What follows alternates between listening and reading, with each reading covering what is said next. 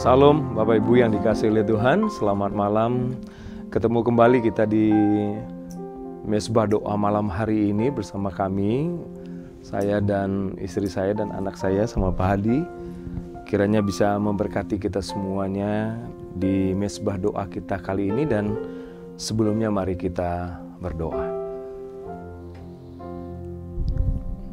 Hadirat-Mu adalah segala-galanya bagi kami yang kami nanti, yang kami tunggu Tuhan.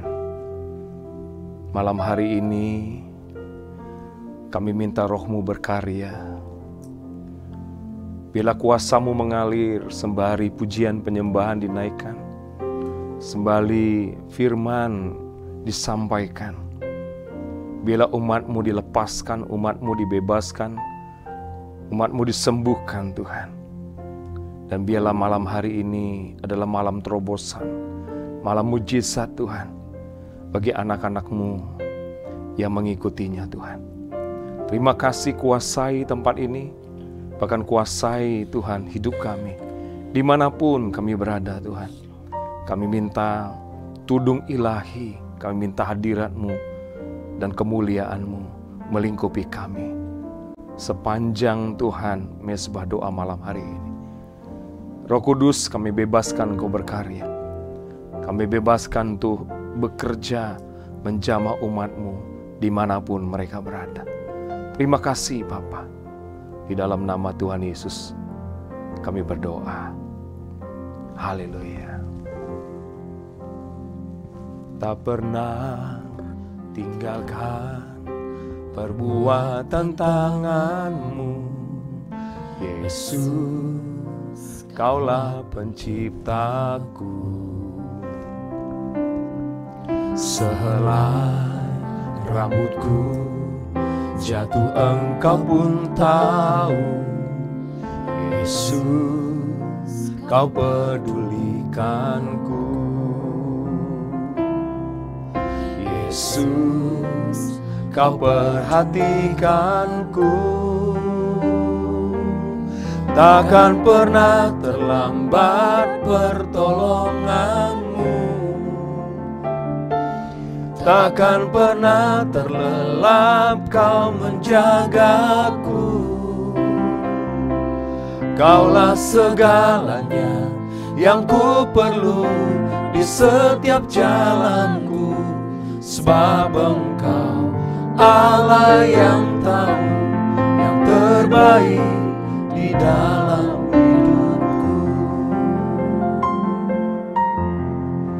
Mari katakan bersama-sama. Tak pernah tinggalkan perbuatan tangan-Mu, Yesus, Kaulah penciptaku. Sehelai rambutku jatuh, Engkau pun tahu. Yesus, Kau pedulikanku. Yesus, Kau perhatikanku. Takkan pernah terlambat pertolongan-Mu, takkan pernah terlelap Kau menjagaku.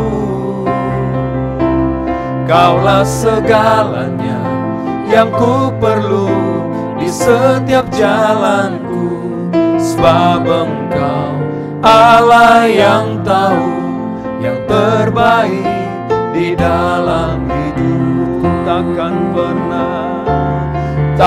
pernah terlambat pertolongan-Mu, takkan pernah terlelap Kau menjagaku.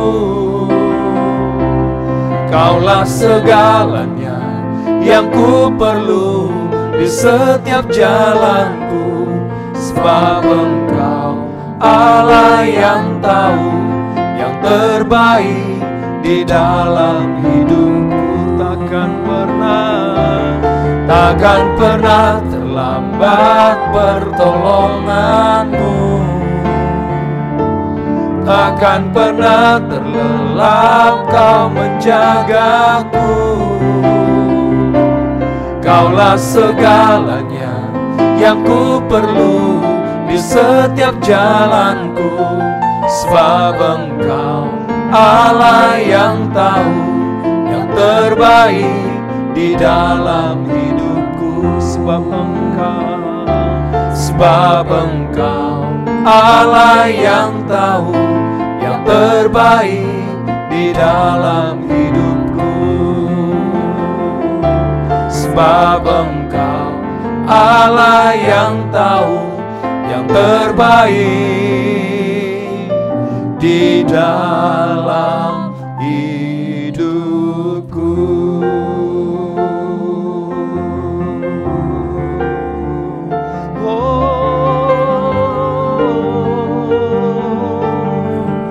Haleluya,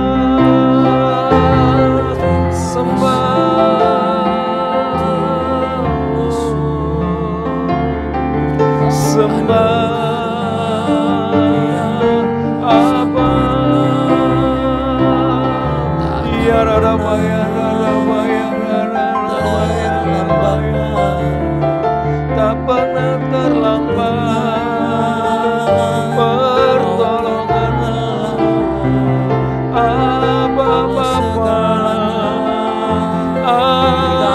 Bapa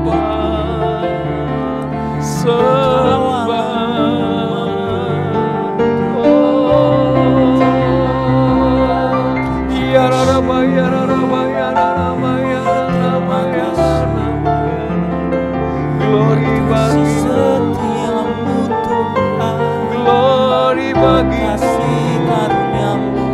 Yesus.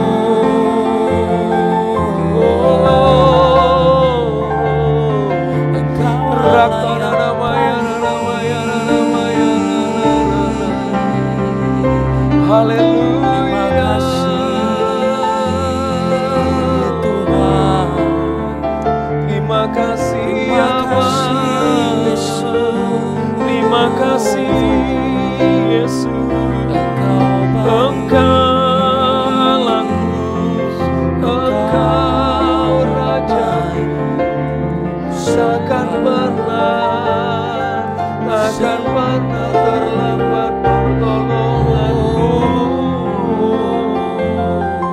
Ya Rama ya Rama ya Rama Rakarama ya Rama ya Rama ya Rama ya Rama ya Rama ya Rama ya Rama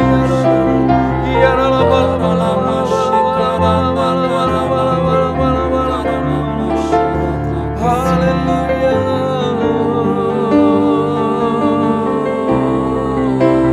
Rakarama sakata karama ya Rama ya Rakarama ya sakarama ya Rakarama ya sakarama ya Rama ya Haleluya,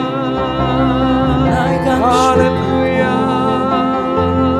Naikkan syukur kami Tuhan, pujimu Tuhan, sembahmu Tuhan.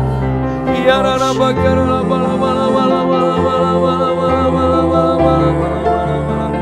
haleluya.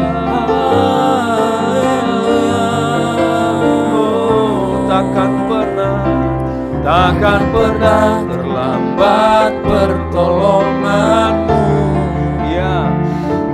Takkan pernah terlelap Kau menjagaku. Kaulah segalanya yang ku perlu di setiap jalanku, sebab Engkau Allah yang tahu yang terbaik di dalam hidupku. Takkan pernah terlambat pertolonganmu. Takkan pernah terlelap Kau menjagaku. Kaulah segalanya yang ku perlu di setiap jalanku, sebab Engkau Allah yang tahu yang terbaik di dalam hidupku. Sebab Engkau Allah yang tahu yang terbaik di dalam hidupku. Sebab Engkau Allah yang tahu yang terbaik di dalam hidupku. El Shaddai, El Shaddai, El Shaddai, Allah Maha Kuasa. Dia besar, Dia besar, El Shaddai mulia. El Shaddai, El Shaddai, El Shaddai, Allah Maha Kuasa. Berkat-Nya melimpah, El Shaddai. Mari katakan dari awal, tak usah ku takut, tak usah ku takut, Allah menjagaku. Tak usah ku bimbang, Yesus peliharaku. Tak usah ku susah, Roh Kudus hiburku. Tak usah ku cemas, tak usah ku cemas, Dia memberkatiku. El Shaddai, El Shaddai, El Shaddai, Allah Maha Kuasa. Dia besar, Dia besar, El Shaddai mulia. El Shaddai, El Shaddai, Allah Maha Kuasa.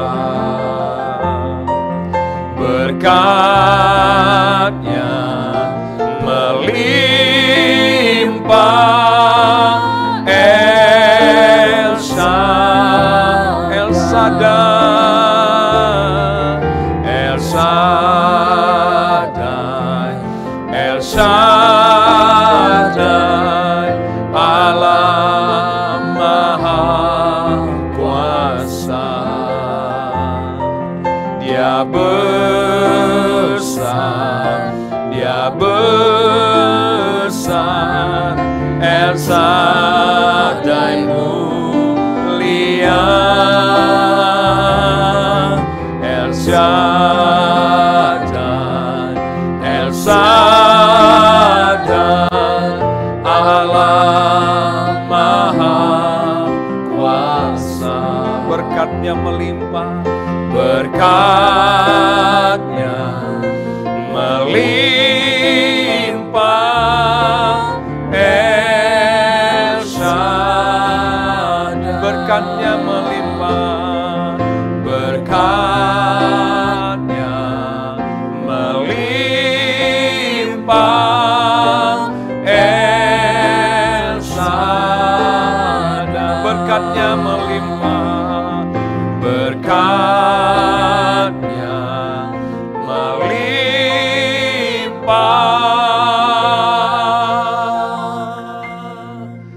El Shaddai.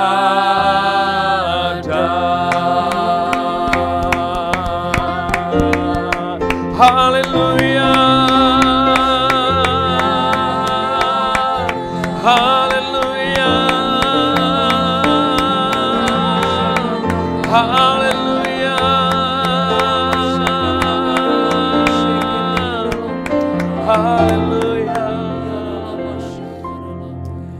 kami bangga memiliki Tuhan seperti-Mu, Allah yang tidak pernah tinggalkan kami barang sedetik pun. Allah Israel, Allah Abraham, Ishak dan Yakub. Itu juga Allah kami yang kami kenal dalam satu nama, yaitu Tuhan Yesus Kristus. Terima kasih Bapa. Urapi kami semuanya di malam hari ini dalam nama Tuhan Yesus. Sama-sama dengan saya katakan amin. Baik Bapak Ibu yang dikasihi oleh Tuhan, kita akan belajar bersama-sama sebuah kebenaran firman Tuhan. Ini mungkin sangat sederhana ya, mungkin juga Bapak Ibu sudah sering ya mendengarkan ayat firman ini.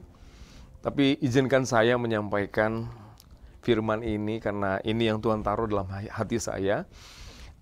Kita tahu bahwa hari-hari ini banyak sekali kejadian peristiwa yang membuat sesuatu hal yang tidak pasti, saudara ya. Kita melihat banyak orang yang takut, banyak orang yang cemas, banyak orang khawatir tentang ya berbagai keadaan, situasi, kondisi dunia ini, saudara ya. Banyak orang yang kena resesi, banyak orang yang kena PHK karena semua tenaga kerja itu diganti dengan AI. Kemudian saudaraku banyak PHK massal, sehingga banyak orang-orang yang terikat dengan pinjaman, saudara, yang ya makin lama makin membengkak, saudara, sehingga mereka terlilit krisis finansial atau krisis keuangan, saudara. Nah, bukan itu aja, juga kita dengar juga perang antara Israel dengan Iran, ya, yang membuat kita itu cemas, khawatir, bagaimana keadaan dunia ke depannya ini, saudara.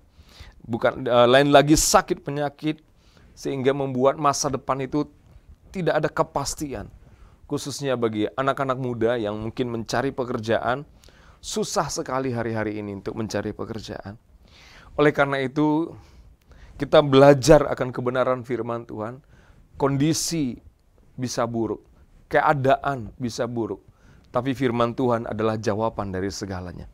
Oleh karena itu dengan keadaan situasi yang terjadi hari-hari terakhir ini, maka saudaraku yang dikasihi oleh Tuhan, kita belajar beberapa ayat firman Tuhan. Yang pertama sekali adalah ketika engkau takut, ketika engkau khawatir, ketika engkau cemas, firman Tuhan di Filipi 4 ayat 6 berkata demikian, saudara ya.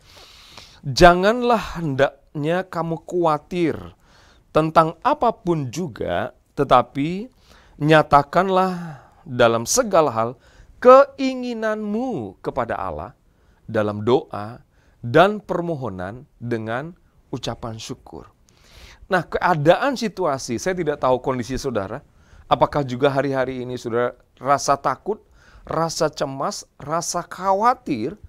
Tuhan bilang, nyatakanlah kekhawatiranmu di dalam apa? Di dalam doa. Kekhawatiran kita, Tuhan bilang, nyatakan itu di dalam doamu dan ucapan syukur. Saudara, jangan tinggal di dalam kekhawatiran. Saya juga pernah khawatir, saya juga pernah cemas, saya juga pernah takut, saudara. Orang yang khawatir, orang yang cemas, orang yang takut, itu pikirannya kacau.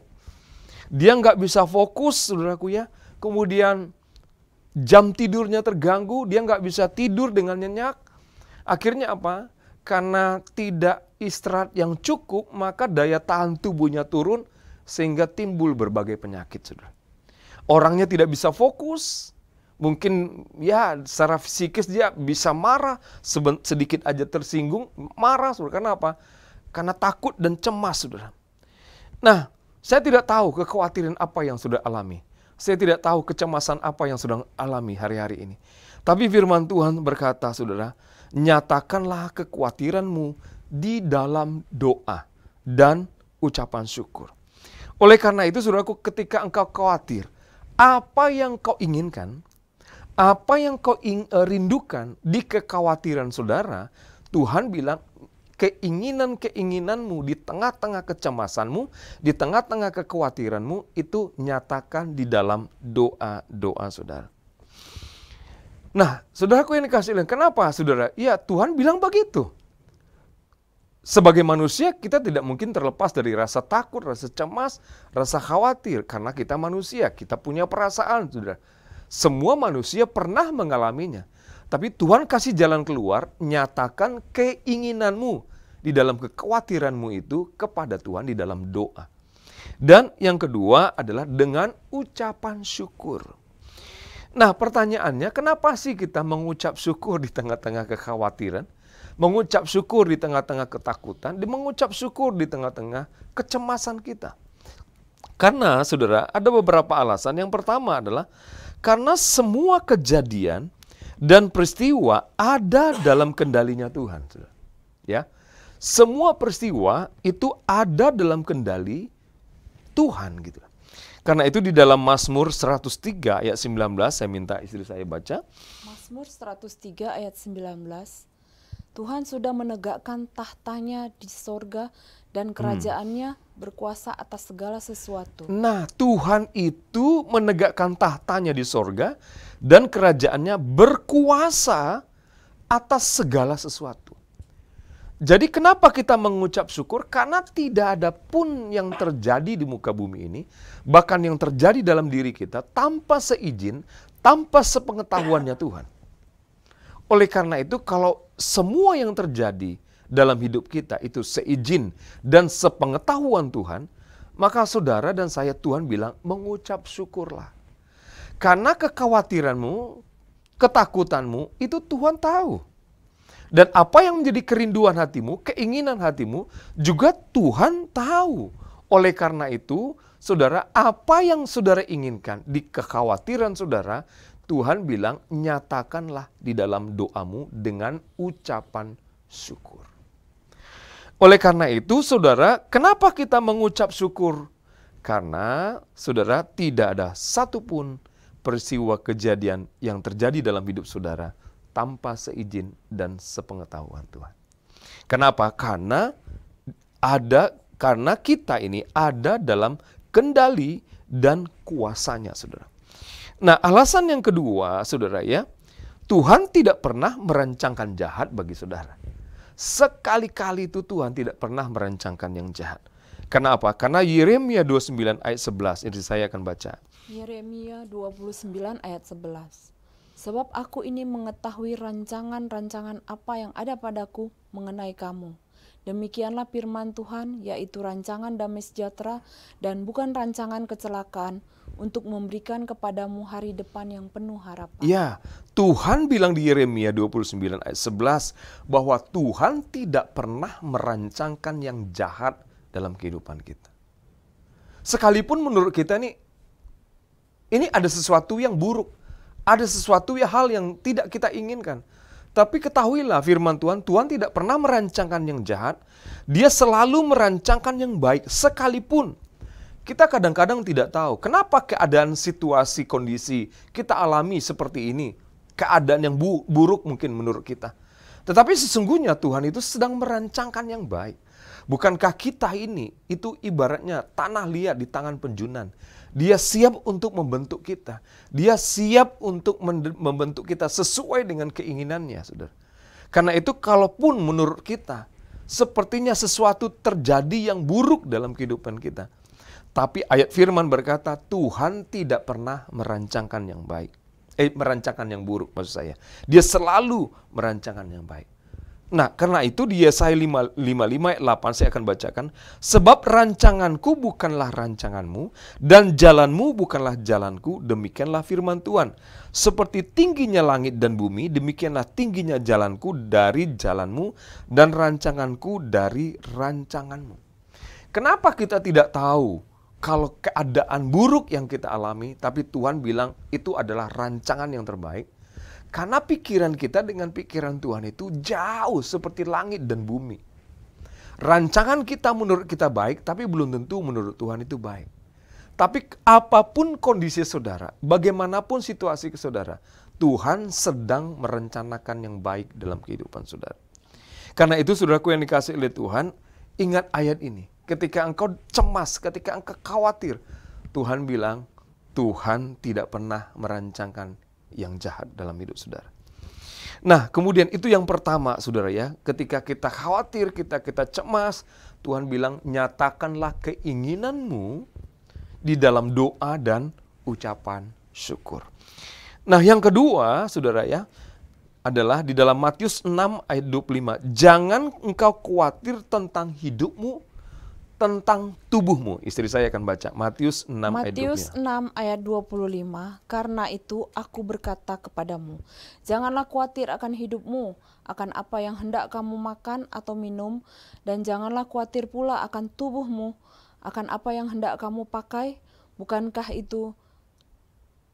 hidup itu lebih penting daripada makanan, dan tubuh itu lebih penting daripada pakaian? Ya, jadi saudara, jangan khawatir tentang hidupmu. Jangan engkau khawatir tentang tubuhmu. Tuhan bilang hidup dan tubuh, jangan khawatir. Kebutuhan hidup dan kebutuhan tubuh, Tuhan bilang jangan engkau khawatir. Bukan berarti kita tidak perlu mempersiapkan untuk kebutuhan fisik kita. Bukan begitu maksudnya. Artinya kita boleh bekerja, kita boleh mencari nafkah, kita boleh usaha untuk memenuhi kebutuhan hidup dan tubuh kita. Tetapi yang Tuhan tidak inginkan adalah ketika saudara khawatir atau cemas yang menunjukkan bahwa kita itu kurang percaya. Ketika saudara khawatir tentang hidupmu, tentang apa yang kau makan, tentang apa yang kau minum, dan khawatir tentang tubuhmu, tentang apa yang kau pakai. Tuhan tidak mau kecemasan itu melanda hidup saudara untuk kebutuhan hidup dan kebutuhan tubuh, ya. Sehingga kalau kita khawatir tentang apa yang kita makan, minum, itu di dalam Matius 6 ayat 32 berkata demikian, ya. Matius 6 ayat 32, semua itu dicari bangsa-bangsa yang tidak mengenal Allah, akan tetapi Bapamu yang di sorga tahu bahwa kamu memerlukan semuanya itu. Nah, artinya bukan berarti kita tidak perlu kerja. Perlu kita bekerja, perlu kita berusaha. Tapi saudaraku, jangan sama seperti orang yang khawatir kalau dia tidak makan. Khawatir kalau dia tidak punya pakaian. Khawatir kalau dia itu tidak minum, saudara, ya. Kenapa? Karena di dalam Matius yang kita baca tadi itu, kalau saudara khawatir tentang apa yang kau minum, kau pakai, dan apa yang kau makan, maka itu sama dengan bangsa-bangsa yang tidak mengenal Allah. Kenapa? Karena semua bangsa juga mencari hal yang sama. Ya.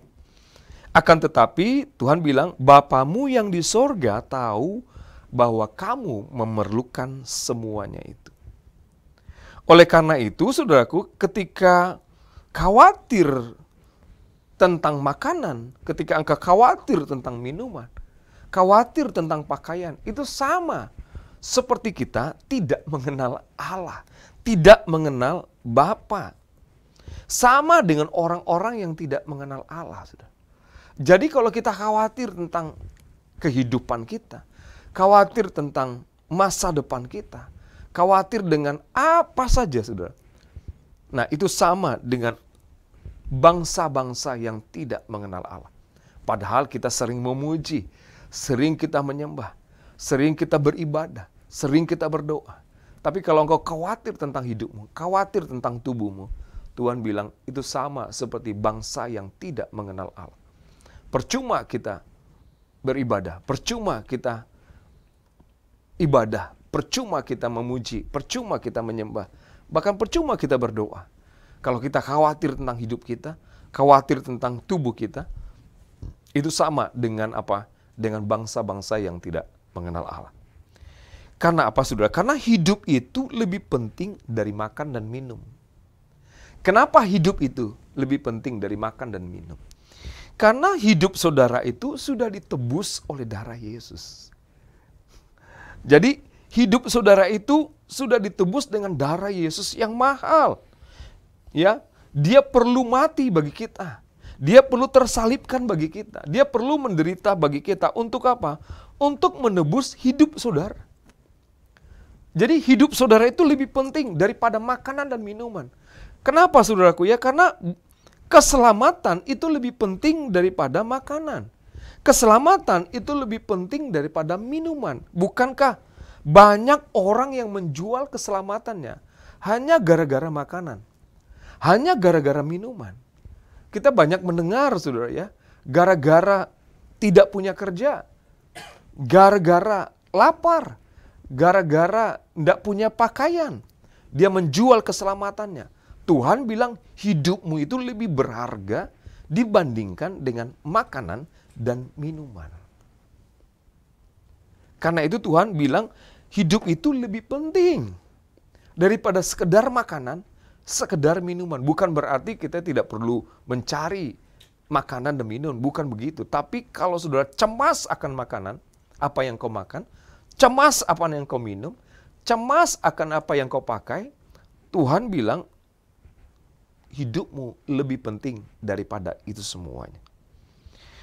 Karena itu saudaraku yang dikasihi oleh Tuhan, kalau hidup kita itu lebih penting dari apa yang kita makan dan apa yang kita minum, maka saya berharap sekalipun mungkin kita tidak makan, sekalipun kita tidak minum, sekalipun mungkin pakaian kita tidak bagus, jangan jual hidupmu, jangan jual keselamatanmu hanya gara-gara makanan. Nah, yang kedua, tubuh, saudara ya. Tadi hidup. Tubuh itu lebih penting dari makan, minuman, pakaian. Bukankah tubuh kita juga perlu makan, perlu pakaian? Betul, saudara ya. Tapi tahukah saudara bahwa tubuh saudara ini itu adalah bait Allah. Tubuh kita ini bait Allah. Karena itu Tuhan bilang tubuh dan hidup itu lebih penting. Keselamatan itu lebih penting, saudara. Bait Allah itu, yaitu tubuh kita itu lebih penting dari sekedar makan, lebih penting dari sekedar minuman, lebih penting dari sekedar pakaian. Karena itu saudaraku, jangan jual hidup saudara, jangan jual keselamatan saudara, karena gara-gara makanan, gara-gara minuman, dan gara-gara pakaian. Kenapa? Karena hidupmu sudah ditebus oleh Tuhan. Tuhan perlu mati di kayu salib, perlu menderita di perjalanan menuju Golgota hanya untuk menebus hidup saudara. Dan tubuh saudara itu adalah tempat Tuhan berdiam. Jadi cukup berharga, sangat berharga hidup saudara dan tubuh saudara. Karena tubuh dan hidup saudara begitu berharga, jangan jual saudara. Hanya gara-gara makanan, minuman, dan pakaian. Nah, oleh karena itu yang ketiga, Tuhan bilang, carilah dahulu kerajaan Allah dan kebenarannya. Ya, jadi di dalam Matius 6 ayat 33, istri saya akan baca, saudara ya. Matius 6 ayat 33, tetapi carilah dahulu kerajaan Allah dan kebenarannya, maka semuanya itu akan ditambahkan kepadamu. Iya, tapi Tuhan bilang, carilah dahulu kerajaan Allah dan kebenarannya, maka semuanya itu akan ditambahkan kepadamu. Jadi ketika engkau khawatir, ketika engkau takut, ketika engkau cemas, apapun yang membuat engkau khawatir, bukan hanya soal makan dan minum. Apapun, kemarin itu saya melayani ada seorang ibu, saudara ya. Dia datang dari luar, kemudian minta didoakan karena dia mau ketemu dengan orang tuanya. Itu dia takut, saudara. Waktu itu saya enggak tahu, saudara. Jadi karena diminta mau didoakan, kemudian saya berdoa di rumah, kira-kira Tuhan saya, ya doa persiapan begitulah. Tuhan kira-kira saya mau doa apa untuk ibu ini. Nah ketika saya berdoa di rumah itu, jantung saya berdebar-debar. Ada kecemasan, ada ketakutan. Saya tanya sama Tuhan, Tuhan, kenapa saya takut nih? Kenapa saat jantung saya berdebar-debar ini? Apakah ibu yang akan saya doakan ini, apakah begitukah jantungnya? Apakah begitukah ketakutannya, kekhawatirannya? Saya juga waktu itu enggak tahu, saya enggak mikirkan apa-apa, tapi sepertinya jantung saya berdebar-debar pada waktu itu dalam doa. Kemudian ada ketakutan, ada kecemasan pada waktu itu. Kemudian saudara, ketika saya doakan, ketika saya layani, kemudian saya tanya sama ibu ini. Dia mau pulang ke satu pulau, saudara. Saya bilang, Bu, ibu ada rasa takut enggak? Saya bilang, ada Pak. Ada khawatir enggak? Ada. Jantung ibu berdebar-debar? Iya Pak, katanya. Terus saya bilang, saya juga merasakan pada waktu saya doa di rumah. Saya bilang, saya tanya, kenapa ibu takut? Kenapa ibu khawatir? Saudara, karena dia ingin ketemu dengan orang tuanya, dia takut sekali karena kondisi keadaannya itu orang tuanya marah, saudara. Kemudian kita doakan, saudara. Ketika kita doakan kekhawatirannya, ketakutannya, saudara, dan kita minta damai sejahtera seperti tadi itu, saudara ya. Nyatakanlah keinginanmu di dalam doa dan mengucap syukur. Jadi keinginannya damai sejahtera, sukacita, ketakutan digantikan dengan damai sejahtera, kecemasan digantikan dengan sukacita, saudara. Saudara, ketika dia pulang, kemudian dia balik lagi, saya ketemu lagi, saudara ya. Dia bilang, saya tanya, marah nggak orang tua? Enggak, Pak, katanya. Bayangin, saudara. Jadi ketakutan, kekhawatiran kita, saudara ya. Saudara, Tuhan bilang, nyatakanlah keinginanmu ketika engkau khawatir itu apa yang kau inginkan. Kau takut, oke. Kau khawatir, oke. Tapi Tuhan bilang, apa yang menjadi keinginanmu? Saudara kan tidak mungkin tinggal di dalam ketakutan, tinggal dalam kecemasan selalu, saudara. Enggak, tapi saya percaya, saudara pasti punya keinginan. Nah, keinginan saudara itu, nyatakanlah di dalam doa saudara dan ucapan syukur. Nah, yang kedua, carilah dahulu kerajaan Allah dan kebenarannya, maka apa? Maka semuanya itu akan ditambahkan kepada saudara. Nah, oleh karena itu saudaraku yang dikasihi oleh Tuhan, mungkin kita berkata, betul kita perlu makan. Betul kita perlu minum. Betul perlu kita pakaian. Tapi firman Tuhan berkata bahwa manusia hidup bukan dari roti saja, tetapi juga dari setiap firman yang keluar dari mulutnya Tuhan. Nah, saudaraku yang dikasihi oleh Tuhan, ketika penciptaan, Tuhan itu menciptakan manusia bukan untuk mencari makan. Saudara ya, tetapi Tuhan itu diminta oleh Tuhan kepada saudara dan saya untuk mengelola semua yang Tuhan ciptakan. Jadi saudara bukan mencari makan. Karena apa? Karena mengenai makan, pakaian, minuman, sesungguhnya itu sudah menjadi tanggung jawabnya Tuhan, saudara. Bukan tanggung jawab kita lagi, bukan berarti kita tidak kerja. Tuhan bertanggung jawab atas makanan, atas minuman, atas pakaian. Kalau saudara sekarang kekurangan, berarti ada yang salah, saudara. Kalau saudara hari ini kelaparan, berarti ada yang salah, saudara. Tuhan sudah jamin, jangan engkau takut tentang apa yang kau makan, minum, dan pakai. Tuhan jelaskan, dia perbandingkan dengan burung-burung di udara. Bahkan bunga bakung dia bandingkan, seperti itu, saudara. Karena itu, karena makan dan minum, pakai, itu menjadi tanggung jawabnya Tuhan. Karena itu, saudaraku yang dikasihi oleh Tuhan, hidup bukan dari roti saja, tetapi dari setiap firman yang keluar dari mulut Allah. Nah, yang menjadi pertanyaannya adalah, apa yang dimasukkan dengan kerajaan Allah? Kalau Tuhan bilang, carilah dahulu kerajaan Allah, maka segala sesuatunya ditambahkan kepadamu. Ya, apa yang dimasukkan dengan kerajaan Allah? Roma 14 ayat 17. Saya minta istri saya baca, ayo. Roma 14 ayat 17. Sebab kerajaan Allah bukanlah soal makanan dan minuman, tetapi soal kebenaran, damai sejahtera, dan sukacita oleh Roh Kudus. Nah, di dalam ayat 17 ini berkata, sebab kerajaan Allah bukanlah soal makan dan minuman. Jadi kalau Tuhan bilang, carilah dahulu kerajaan Allah, bukan mencari makan dan mencari minum. Ya, karena firman Tuhan bilang, sebab kerajaan Allah bukan soal makan dan minum. Kalau kita kejar kerajaan Allah, itu bukan soal makan dan minum yang kita kejar, tetapi soal kebenaran, itu yang pertama. Yang kedua, mengenai damai sejahtera. Yang ketiga adalah sukacita oleh Roh Kudus. Oleh karena itu, saudaraku, ketika engkau khawatir, ketika engkau cemas, kejarlah yang pertama adalah kebenaran, saudara. Kenapa, saudaraku ya? Karena kebenaran itulah yang membuat saudara itu menjadi serupa dengan Tuhan, saudara. Kenapa? Karena kebenaran itu adalah firman sendiri, saudara. Dalam Yohanes 17 ayat 17 berkata demikian, kuduskanlah mereka dalam kebenaran, firman-Mu adalah kebenaran. Jadi saudaraku yang dikasihi oleh Tuhan, kejarlah kerajaan sorga, carilah dahulu kerajaan sorga, itu berbicara tentang kebenaran yang pertama. Berarti kalau kita carilah kerajaan Allah, itu artinya carilah firman Tuhan. Kejarlah firman Tuhan. Ya, bukan kejar makan dan minum, tapi adalah kebenaran. Kebenaran itu apa? Di dalam Yohanes 17 ayat 17, kebenaran itu adalah firman Tuhan. Jadi ketika engkau khawatir, ketika engkau gundah gulana, ketika engkau takut, cemas, Tuhan bilang, carilah dahulu kerajaan Allah, carilah kebenarannya, carilah firman-Nya.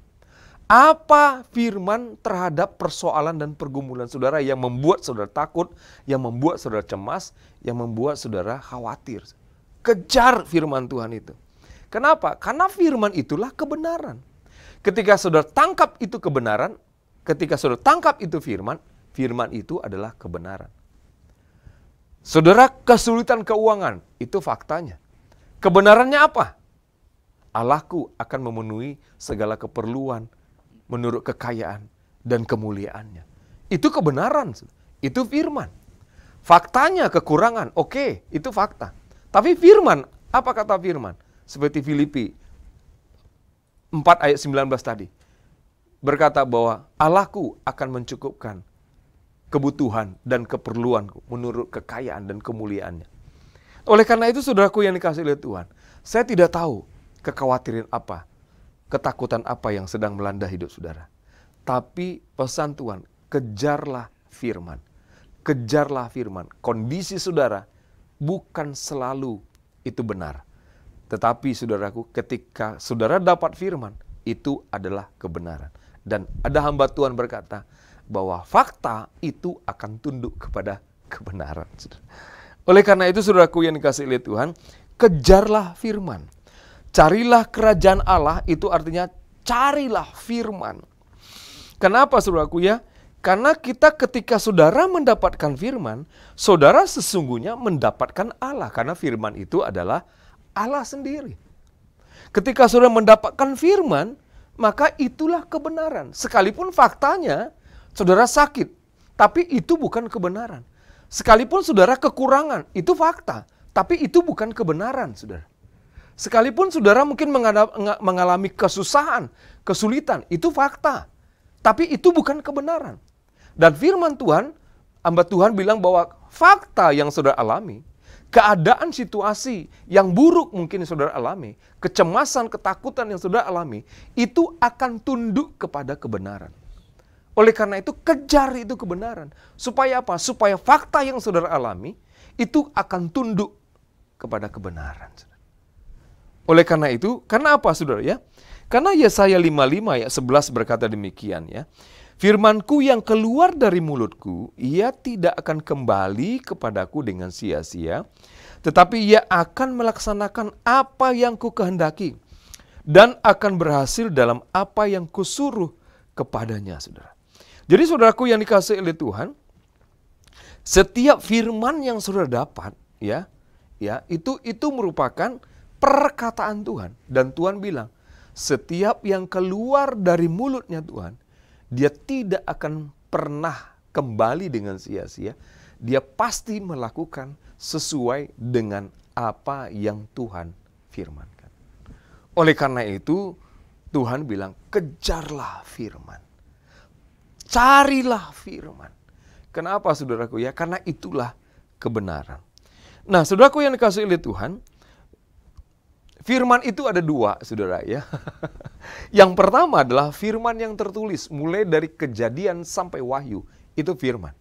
Ya, kita akui itu firman. Semua yang ada di Alkitab itu adalah firman Tuhan.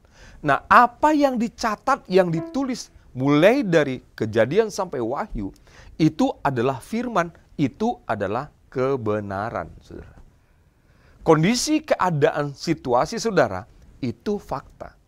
Nah, kondisi kebenaran, kondisi keadaan situasi yang buruk mungkin menurut saudara, itu akan tunduk kepada kebenaran. Firman Tuhan yang tertulis, mulai dari Kejadian sampai Wahyu.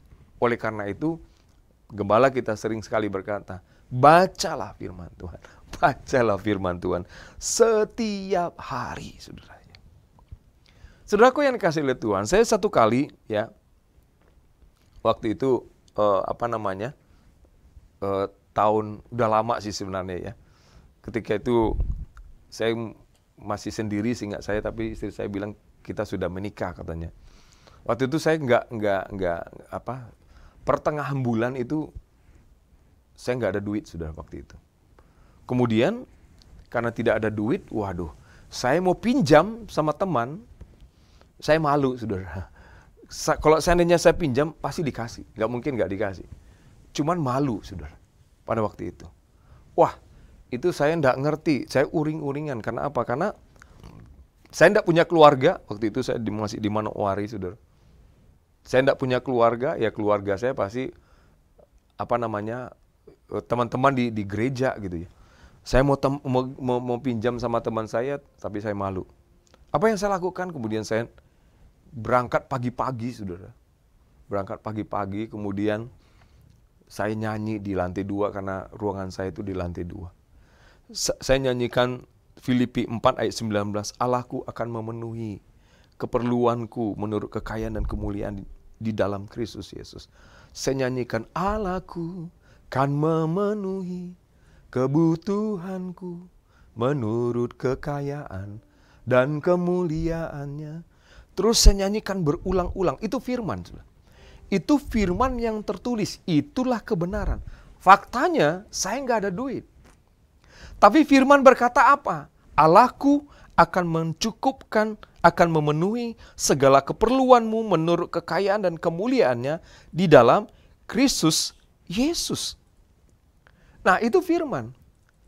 Faktanya tidak punya duit. Saya juga mungkin saudara, saya tidak tahu kok saudara masalah apa. Faktanya, apa yang menjadi masalah saudara itu fakta. Tapi firman, saudara kejar firman. Apa kata firman? Itu kebenaran. Itu kebenaran. Nah oleh karena itu saudaraku yang dikasihi oleh Tuhan, ketika saya nyanyikan pujian ini, yang tertulis di Filipi 4 ayat 19. Saudara, ketika saya nyembah terus, saya nyatakan berulang-ulang. Seperti firman Tuhan tadi. Janganlah engkau khawatir, tapi nyatakanlah keinginanmu. Keinginan saya itu sama seperti firman yang tertulis di dalam Filipi 4 ayat 19. Saudaraku, kemudian setelah selesai saya menyembah, itu masih pagi hari, saudara. Saya turun ke bawah, saudara. Saya tidak perhatikan ada orang yang perhatiin saya. Ada seorang bapak sebelah kiri saya. Waktu itu belum ada orang, saudara. Bapak ini celananya putih, bajunya putih, saudara. Begitu saya lewat, saya tidak tegur dia. Saya juga tidak tahu, saya udah lupa saya mau kemana pada waktu itu. Ini masih di kantor. Terus tiba-tiba dia panggil, Pak Togi ya katanya. Saya bilang, oh iya Pak. Pak, ini ada surat cinta katanya gitu. Wah, dalam hati ini surat cinta dari siapa? Saya bilang gitu. Kemudian ketika dikasih, saya mau buka. Pak, oleh karena ini surat cinta, Bapak jangan buka di sini. Buka di rumah katanya gitu. Oke, saya bilang, saya kantongin saudara. Kemudian saya naik ke atas lagi. Sampai di atas, saya tidak sabar, saya buka amplop itu saudara. Saudara tahu enggak, itu duit 500.000 saudara. Wah, ketika itu saya dapat, saya turun ke bawah, saya cari bapak itu, saya mau bilang, mau terima kasih. Saya cari ke bawah sudah tidak ada. Saya kejar ke depan sudah tidak ada. Padahal waktunya itu tidak terlalu lama sudah. Saya naik ke atas, saya buka, kemudian saya turun lagi. Mungkin sekitar 2 atau 3 menit sudah. Saya kejar ke depan, sampai keluar pagar saya lihat, maksud saya mengucapkan terima kasih. Tapi bapak itu tidak ada lagi. Saudara, keadaan, situasi, kondisi yang mungkin menurut saudara buruk, kejar firman. Karena firman itu adalah kebenaran. Nah, itu firman yang tertulis, saudara. Yang kedua, saudara, Tuhan nyatakan melalui rema atau audible voice, mimpi, penglihatan, dan lain-lain, saudara. Nah, satu kali, saudaraku ya, saya waktu itu baru bertobat, saudara. Nah, waktu itu saya sudah pacaran sama istri saya yang sekarang, tetapi pada waktu itu orang tua saya itu tidak setuju ya dengan Ibu Rohana. Kemudian saya berangkatlah sendiri ke Manokwari karena SK saya di Manokwari pada waktu itu. Kemudian saya doa waktu itu di doa persiapan waktu itu kalau nggak salah saya. Kita itu waktu itu hari Sabtu. Kemudian ketika saya berdoa, saya waktu itu baru bertobat, saudara. Saya baru bertobat terus tiba-tiba tuh Tuhan itu memberikan rema atau memberikan, saya dengar itu. Matius 18 ayat 19. Kemudian saya baca, waktu itu saya tidak tahu ini ayat apa. Kemudian saya baca. Ternyata firman Tuhan bilang begini, 2 orang sepakat di muka bumi ini, minta apa saja. Minta apa saja. Atau minta apapun juga, permintaan mereka itu akan dikabulkan oleh Bapakku di sorga. Saudaraku, ketika itu saya simpan, saudara. Saya tutup lagi Alkitab saya. Saya tidak ngerti pada waktu itu apa. Nah, kemudian setelah kita doa, ini doa pengerja waktu itu. Kemudian gembala saya itu menyampaikan firman persis Matius 18 ayat 19. Setelah firman itu kami berdoa berdua-dua. Pada waktu itu teman saya di samping saya namanya Charles. Dia bilang sama saya, "Bang, aku mau doakan apa?" Saya bilang, "Aku mau kawin." Saya bilang gitu karena istri saya, calon istri saya waktu itu masih di Medan. "Oke, namanya siapa, Bang?" "Namanya Rohana." "Oke, Bang, kita sepakat ya, Bang," katanya. Sepakatlah kami. Seminggu sebelum itu, saudara, saya telepon orang tua saya minta pulang dari Manokwari ke Medan. Saya telepon mama saya sebelum saya dapat firman itu. "Ma, aku mau pulang ke Medan." Mama saya bilang gini, "Kau nggak usah pulang. Aku tahu kau mau pulang itu mau kawin kan?" Katanya begitu, saudara. Akhirnya, artinya orang tua saya belum setuju. Seminggu kemudian saya dapat ayat firman ini, saudara. Saudara, kemudian saudara, perhatiin, faktanya orang tua saya tidak setuju. Kebenarannya, firmannya, Matius 18 ayat 19. Nah, saudara, 1 minggu kemudian setelah saya dapat firman itu, setelah berdoa berdua-dua, kemudian saya telepon lagi mama saya, saudara. Jangka waktu seminggu, "Ma," saya bilang, "aku mau pulang bulan Desember." Orang tua saya bilang, "Ya udahlah, kamu pulanglah. Aku sudah bisa menerima dia sebagai menantu mama." Wow, saudara. Jadi fakta, itu fakta, tapi itu bukan kebenaran. Kesulitan, fakta itu bukan selalu kebenaran. Nah, itu saudara. Jadi kondisi keadaan saudara yang mungkin menurut saudara itu buruk, itu bukan kebenaran, itu fakta. Kejarlah firman, supaya apa? Supaya firman itulah yang terjadi dalam hidup saudara. Nah, itu yang pertama, kejarlah kebenaran. Yang kedua adalah damai sejahtera. Yesaya 32 ayat 17, ya, istri saya baca. Yesaya 32 ayat 17, di mana ada kebenaran, di situ akan tumbuh damai sejahtera. Dan akibat kebenaran ialah ketenangan dan ketentraman untuk selama-lamanya. Ya, saudara. Jadi damai sejahtera itu dari Yesaya 32 ayat 17 itu, dia akan muncul dengan sendirinya ketika ada kebenaran. Jadi ketika saudara dapat firman, itu ada damai sejahtera. Ya, saudara tidak akan khawatir lagi, saudara tidak akan cemas lagi. Kenapa? Ketika saudara dapat firman, itu otomatis ada damai sejahtera. Kenapa? Di mana ada kebenaran, di situ akan tumbuh damai sejahtera. Dan akibat kebenaran itu adalah saudara akan tenang, saudara akan tentram untuk selama-lamanya. Oleh karena itu penting sekali kondisi, situasi apapun yang saudara alami. Kejarlah firman. Apa kata firman yang tertulis? Dan kejarlah firman. Apa yang difirmankan Tuhan kepadaku dalam situasi dan kondisi keadaan yang saudara alami hari-hari. Kejar Tuhan. Karena apa? Karena di mana ada kebenaran, di mana ada firman, ketika saudara tangkap firman, di situ akan tumbuh damai sejahtera. Sehingga kecemasan saudara, kekhawatiran saudara, ketakutan saudara, tergantikan dengan sendirinya ketika saudara dapat firman, digantikan dengan damai sejahtera. Nah, yang ketiga, sukacita. Ya, damai sejahtera, sukacita, saudara, itu akan muncul dengan sendirinya ketika saudara dan saya menerima firman. Karena itu di dalam 1 Tesalonika 5:16 berkata, bersukacitalah senantiasa. Bukan karena keadaan baik saja, tapi juga keadaan buruk, juga saudara tetap bersukacita. Karena apa saudara ya? Karena dalam Yakobus 1 Ayat 2-4 dikatakan, anggaplah satu kebahagiaan.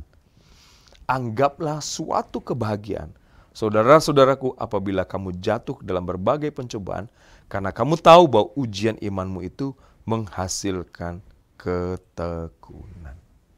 Oleh karena itu, saudaraku yang dikasihi oleh Tuhan, saya mau berdoa. Saya tidak tahu kekhawatiran apa yang sedang melanda hidup saudara. Saya tidak tahu kecemasan apa yang membuat saudara, sehingga mungkin saudara stres, membuat saudara tidak bisa fokus, membuat saudara takut, membuat saudara tidak bisa tidur, bahkan mungkin jantungmu berdebar-debar, ada kecemasan, ada ketakutan. Malam hari ini saya mau berdoa bagi saudara. Mari kita berdoa.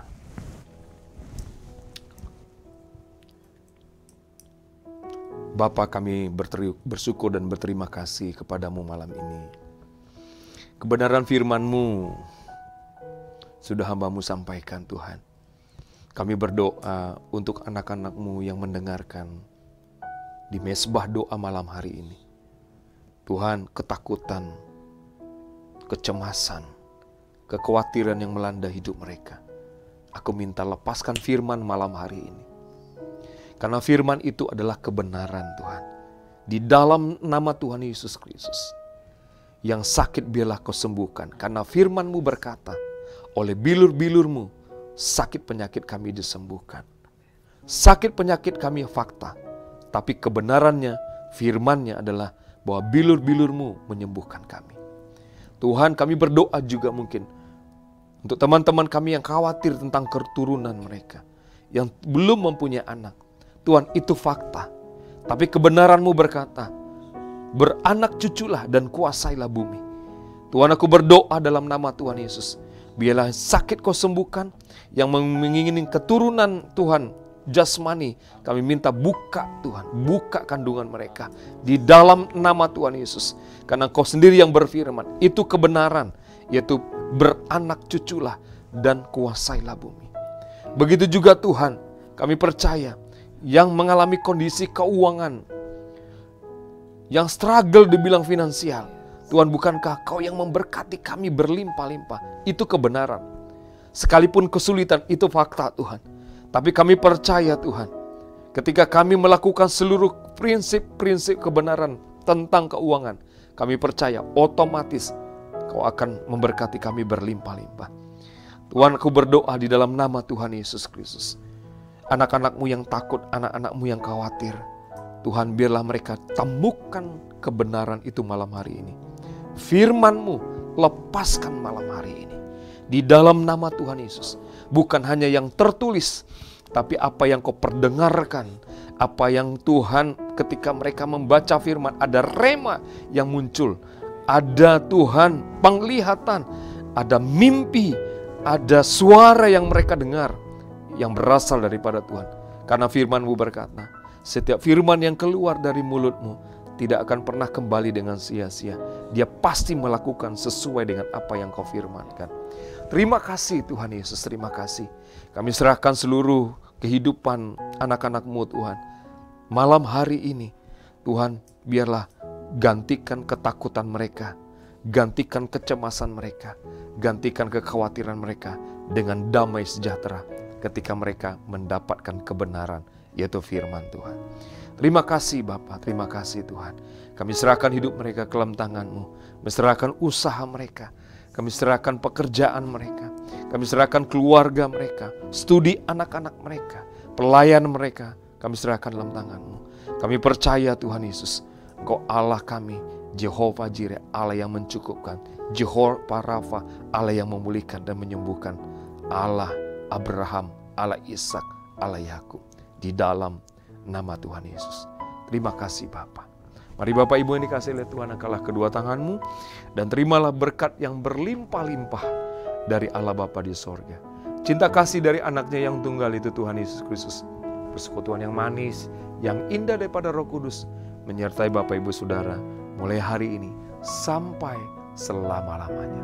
Yang sudah diberkati dan siap mengalami damai sejahtera sukacita sama-sama dengan saya katakan. Amin.